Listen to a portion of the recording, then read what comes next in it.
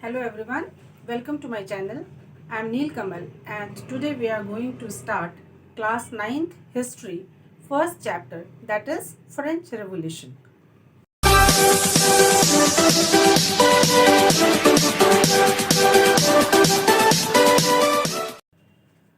तो ये चैप्टर बहुत ही इंटरेस्टिंग है और 8 से बच्चे 9th में जब आते हैं तो वर्ल्ड हिस्ट्री पढ़ते हैं, क्योंकि उसके पहले वो इंडियन हिस्ट्री पढ़ते हैं। क्लास 6 में वो पढ़ते हैं एंशिएंट हिस्ट्री, 7th में पढ़ते हैं मेडिवल हिस्ट्री, 8th में पढ़ते हैं कॉलोनियल पीरियड के बारे में और 9th में वो पढ़ेंगे वर्ल्ड हिस्ट्री। तो वर्ल्ड हिस्ट्री में जो सबसे पहला चैप्टर है वो है फ्रेंच रिवॉल्यूशन। फ्रेंच रिवॉल्यूशन से जुड़ा हुआ एक बहुत ही फेमस कोटेशन है कि when France sneezes the whole Europe catches the cold. तो ये जो कोटेशन है वो ऑस्ट्रियन चांसलर मेटरनिक के द्वारा दिया गया है, जिसका ये मतलब है कि जितने भी पॉलिटिकल डेवलपमेंट्स होते हैं उसकी स्टार्टिंग जो है वो फ्रांस से होती है। यानी कि कोई भी जो आइडियोलॉजी है वो पहले फ्रांस में आती है और उसके बाद रेस्ट ऑफ द यूरोप में फैलती है। तो मैं स्टार्ट करना चाहूंगी कि यदि हम अपने प्रियम्बल को देखें तो उसमें कुछ की वर्ड्स हैं, जैसे liberty, equality, fraternity. So today we often take the idea of liberty, equality or fraternity for granted, but we need to remind ourselves that these ideas are also having a history. इन शब्दों के पीछे भी एक इतिहास छिपा पड़ा हुआ है। और जब हम यहाँ पे रेवोल्यूशन शब्द को देखते हैं तो यहाँ रेवोल्यूशन का मतलब कोई लड़ाई, कोई झगड़ा नहीं है, बल्कि इसका मतलब एक चेंज है, change of system, change of governance. So French Revolution led to the end of monarchy in France and a society based on privileges gave way to the new system of governance. तो इस चीज़ों को, इन सारे इतिहास को हम देखेंगे और स्टार्ट करेंगे फ्रेंच रिवॉल्यूशन के रीजन से, यानी कि कॉजेज, कौन सी वो वजहें थी जिसकी वजह से फ्रेंच रिवॉल्यूशन हुआ या फ्रांसीसी क्रांति हुई। यहाँ रिवॉल्यूशन का मतलब है चेंज, ठीक है। तो ये चेंज जो है फॉर्म ऑफ गवर्नमेंट में हुआ। फॉर्म ऑफ गवर्नमेंट क्या था हमारा पहले? Form of government. जब हम यहाँ पे फ्रांस की बात कर रहे हैं तो इस समय में फ्रांस में मोनार्की थी, मोनार्की, और मोनार्की का अंत हुआ इस रेवोल्यूशन के जरिए, यानी फ्रेंच रेवोल्यूशन के जरिए मोनार्की का खात्मा हुआ और एक नया सिस्टम ऑफ गवर्नेंस अस्तित्व में आया। तो चलिए देखते हैं क्या क्या रीजन है। तो सबसे पहले हम देखेंगे कि ना सिर्फ फ्रांस बल्कि पूरे विश्व इतिहास को यदि हम देखें तो चाहे कोई सा भी रिवॉल्यूशन है, कोई सा भी रिवॉल्यूशन ऐसा नहीं है कि ओवरनाइट हो जाता है। इसके लिए वक्त लगता है, इसके लिए तैयारियां होती है और वो तैयारियां जाने अनजाने हो रही होती हैं जिसका हमें पता नहीं होता है। तो यहाँ पे हम फ्रेंच रिवॉल्यूशन की बातें कर रहे हैं तो यहाँ पे इसके कॉजेस को हम दो भागों में बांट लेते हैं, ठीक है। पहला है अंडरलाइंग कॉजेस।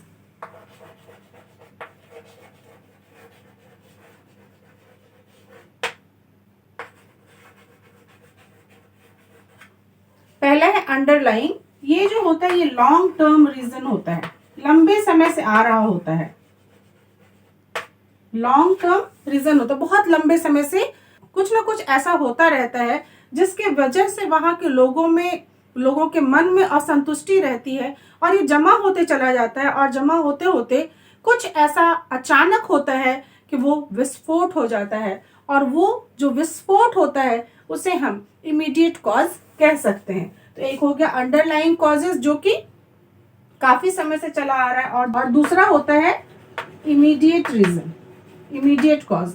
अब ये लॉन्ग टर्म होता है, दूसरा इमीडिएट कारण जो है ये क्या होगा, ये शॉर्ट टर्म होगा, ठीक है।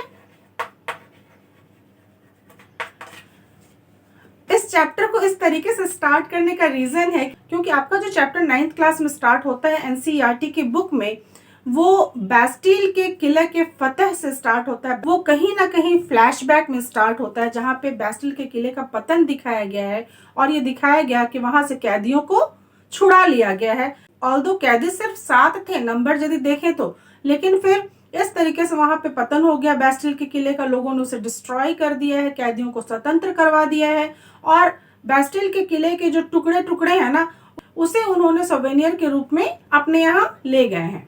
तो वहां से स्टार्ट करके फ्लैशबैक में, जैसे पिक्चर्स में होता है ना, फ्लैशबैक में जाते हैं और फिर हम वर्तमान की चीजें दिखाते हैं, ठीक उसी तरह से आपका चैप्टर भी स्टार्ट होता है। पर क्लास 8 से बच्चा जब 9th में आता है तो कहीं ना कहीं वो थोड़ा सा उलझा हुआ होता है। चैप्टर सिलेबस अचानक से वास्ट हो जाते हैं, इंडियन हिस्ट्री की जगह पे वर्ल्ड हिस्ट्री पढ़ना पड़ता है, और वो भी लंबे लंबे चैप्टर्स। तो उन लंबे चैप्टर्स को आसानी से समझने का ये तरीका इख्तियार किया है मैंने कि अंडरलाइंग कॉजेज और इमीडिएट कॉजेज में बांट दिया है इसे, ठीक है। अंडरलाइंग कॉजेज में हम अलग अलग देखेंगे, क्या सब टॉपिक्स डिस्कस करेंगे। पहला हम लोग रखते हैं पॉलिटिकल, दूसरा हम रख लेते हैं सोशल, थर्ड रीजन है इकोनॉमिकल, एंड फोर्थ रीजन है कि उस समय के जो दार्शनिक थे, जो फिलोसफर्स थे, उन लोगों के आइडियाज। तो आइडियाज ऑफ फिलोसफर्स आप लिख सकते हो। तो फोर्थ में आप लिख लीजिए आइडियाज ऑफ फिलोसफर्स, ठीक है। तो इन सारे कारणों को हम एक के बाद एक डिस्कस करेंगे और उसके बाद इमीडिएट कॉज को भी डिस्कस करेंगे, जहां पे मेनली इस चैप्टर में हम दो कारण को रख सकते हैं। एक तो जो ब्रेड का प्राइस बहुत बढ़ गया था वो, और उसी समय किंग ने ऑर्डर किया था अपने ट्रूप को पेरिस की ओर कूच करने के लिए। तो ठीक है, यहाँ पे प्राइस बढ़ गया है ब्रेड का, एंड किंग ऑर्डर ट्रूप।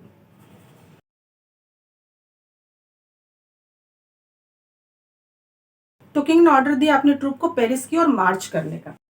तो जो फ्रेंच रिवॉल्यूशन है वो बहुत सारे कारणों को जो हमने समेट दिया है इन सब टॉपिक्स में, उसे हम एक के बाद एक डिस्कस करेंगे। तो सबसे पहला हम लेते हैं पॉलिटिकल कॉजेज। या इन सारे कारणों को समझने के लिए एक शब्द को समझना बहुत ही जरूरी होगा, और वो है ओल्ड रेजिम।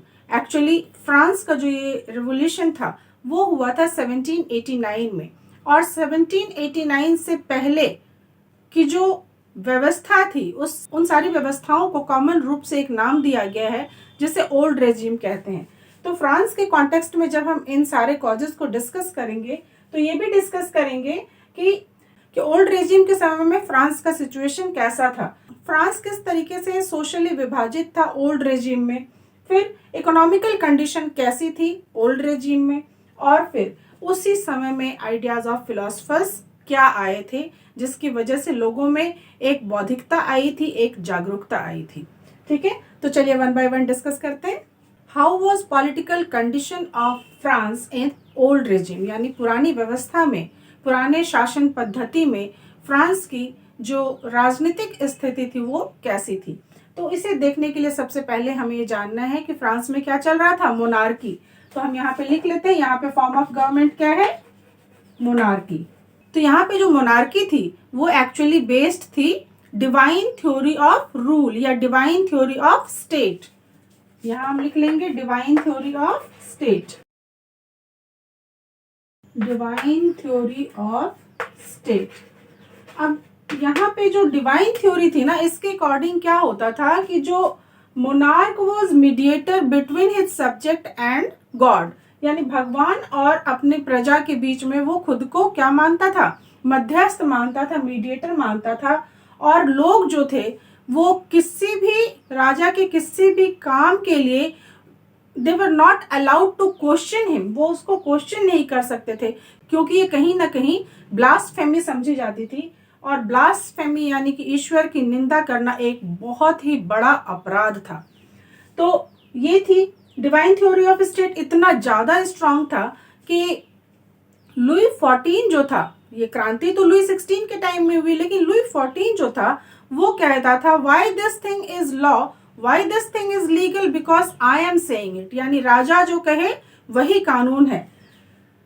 तो ये स्थिति थी, यहाँ की पॉलिटिकल स्थिति थी, जिसमें all the powers were vested in monarch. जितने भी पावर थे वो सारे किंग यूज करता था। ऑल्दो वहां पे 17 पार्लियामेंट थे, 17 न्यायालय थे वहां पे फ्रांस में, लेकिन फायदा क्या 17 न्यायालय होने का, क्योंकि उन 17 न्यायालय के जो अधिकारी थे, जो सर्वोच्च अधिकारी थे, उन्हें लुई घूस खिला के अपने पक्ष में निर्णय करवा लेता था, तो फिर ऐसे पार्लियामेंट होने का क्या फायदा था।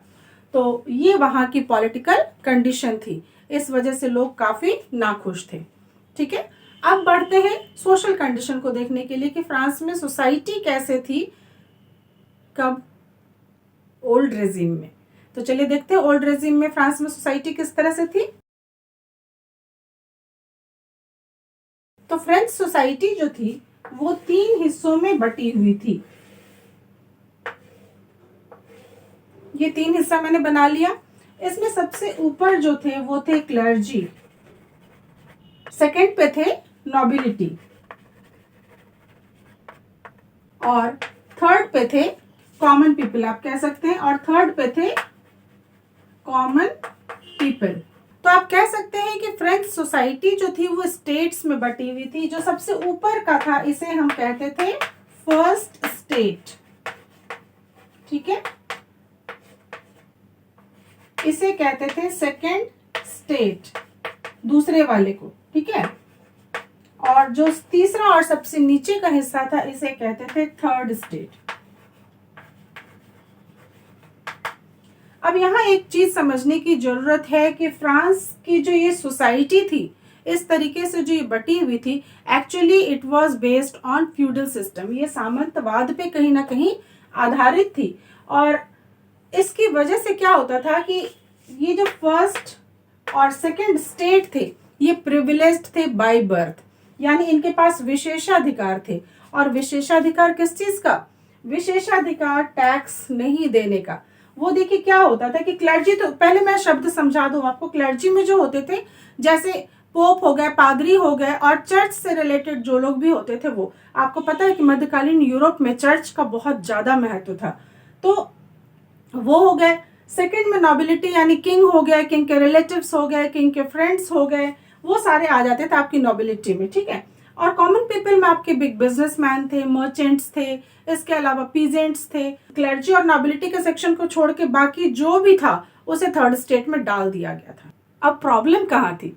प्रॉब्लम इस जगह थी कि ये दोनों जो थे ना, क्लर्जी और नोबिलिटी, ये किसी भी तरह का कोई टैक्स नहीं चुकाते थे। और टैक्स का सारा बर्डन जो है, टैक्स बर्डन जो है वो किसके ऊपर था? वो था थर्ड स्टेट के ऊपर। थर्ड स्टेट को कोई अधिकार नहीं था, और इन लोगों को लगता था कि ये सारे के सारे टैक्स हम क्यों चुका रहे हैं। ये बिल्कुल नाखुश थे इस पूरी व्यवस्था से। फ्रांस की सोसाइटी की जब हम बात करें, और एक बहुत ही महत्वपूर्ण शब्द है जिसकी बात ना करें तो बहुत ही आश्चर्य होगा, क्योंकि जो आजकल के समय में हम लोग बहुत कॉमनली यूज करते हैं ना, कि हम मीडियम क्लास पीपल हैं, हम मध्य वर्गीय लोग हैं। ये मध्य वर्गीय लोग, ये मीडियम क्लास पीपल जो है, इस शब्द की उत्पत्ति ही फ्रेंच रिवॉल्यूशन से हुई है। क्योंकि बुर्जुआजीज एक टर्म आता है जिसमें क्या थे कि वैसे लोग थे जो मध्य वर्गीय थे, जो थे तो थर्ड स्टेट के, और इन्हें टैक्स चुकाना पड़ता था, पर ये कुछ ना कुछ बिजनेस करके, कुछ ना कुछ काम करके पैसा बना लिया था इन्होंने। और ये वो लोग थे जो मानते थे कि विशेषाधिकार आधार नहीं होना चाहिए, बल्कि आधार टैलेंट होना चाहिए।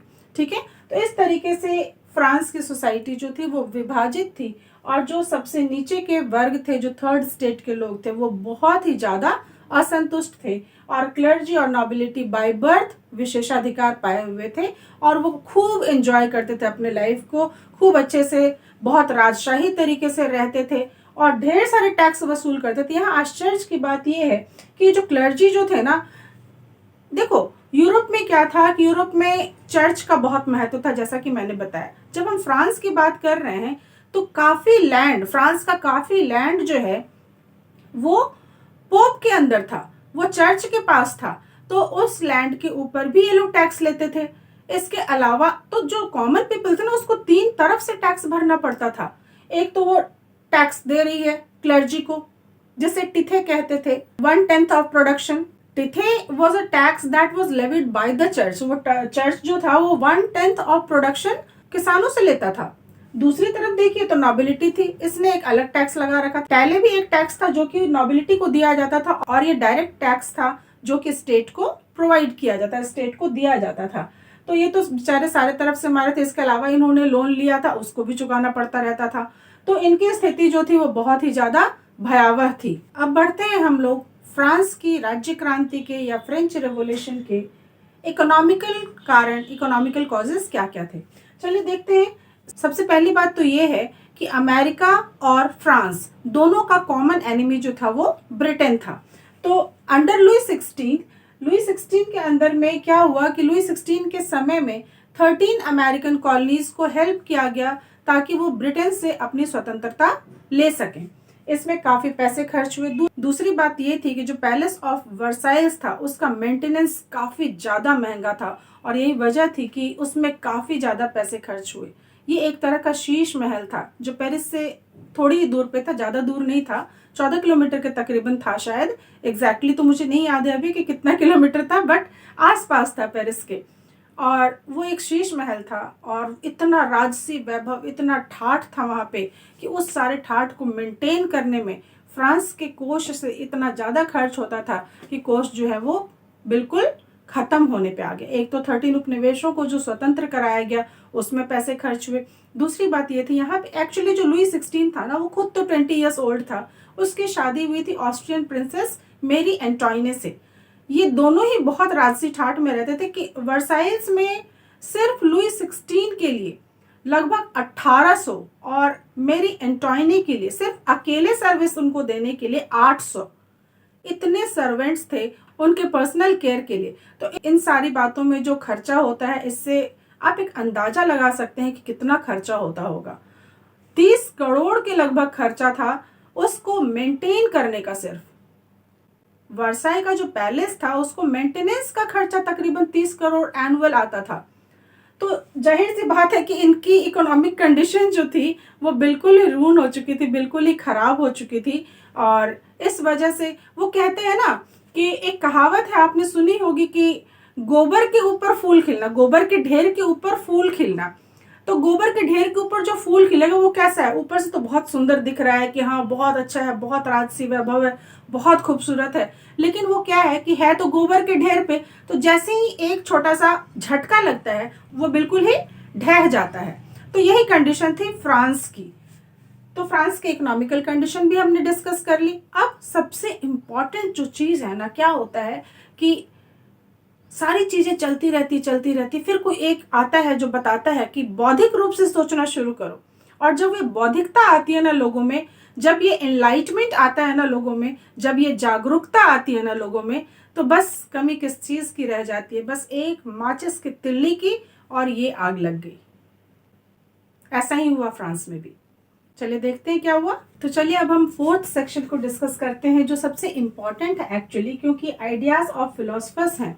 क्योंकि जैसा कि मैंने बताया, आपको ध्यान होगा पहले अभी तुरंत ही मैंने बताया था कि 18th सेंचुरी में क्या हुआ था, एक नया सोशल ग्रुप इमर्ज हुआ था। सो इमरजेंस ऑफ बुर्जुआजीज, नया सोशल ग्रुप इमर्ज हुआ था जिसे बुर्जुआजीज या मिडिल क्लास कहते हैं।